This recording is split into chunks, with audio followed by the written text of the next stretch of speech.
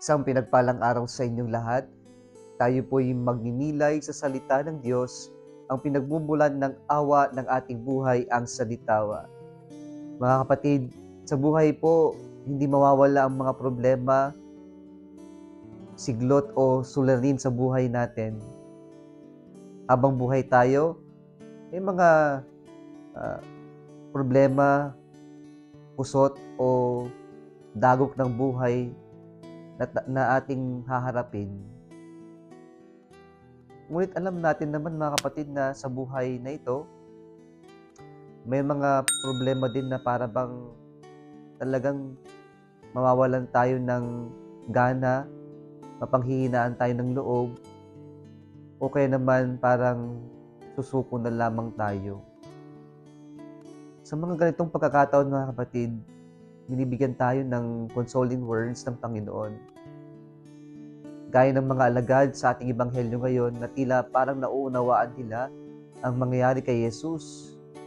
Subalit, binigyan din ng Panginoon na darating ang panahon na para bang magkakawatak-watak sila sapagkat hindi nila lubos na matatanggap o maunawaan ang mangyayari sa pagpapakasakit at kamatayan ni Jesus sa krus. Sa kabila nito, pinapaalala ng Panginoon sa kanila na hindi siya nag-iisa. Bagamat iiwan siya ng mga alagad sa masasaksihan nila, pero alam ng Panginoon at kanyang ibinahagi sa kanila na hindi siya nag-iisa, He is not alone because the Father is always with Him. At ito yung nais din na confidence na ibahagi ng Panginoon sa atin. That He is giving us the assurance that we are never alone in our battles in life, in carrying our crosses in life. And so, let us not think and feel that we are alone because we have never been alone in our life. Physically, probably, may mga pagkakataon that we feel we are alone because other people do not understand, do not care about us. But let us remember that we have our God who understands us truly and who accompanies us always in our life. We are not alone. And so, at the last statement of Jesus, He said to them, "Courage, I have overcome the world." And this is also the consoling words of Jesus telling us that God is bigger than all our problems in our life. God has conquered everything in this world.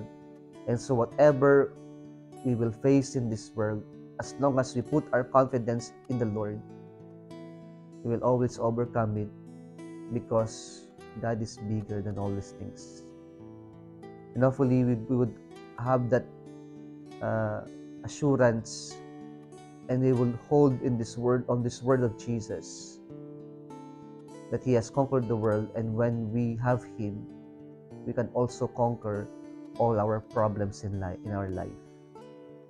Because we believe God is bigger in all these things.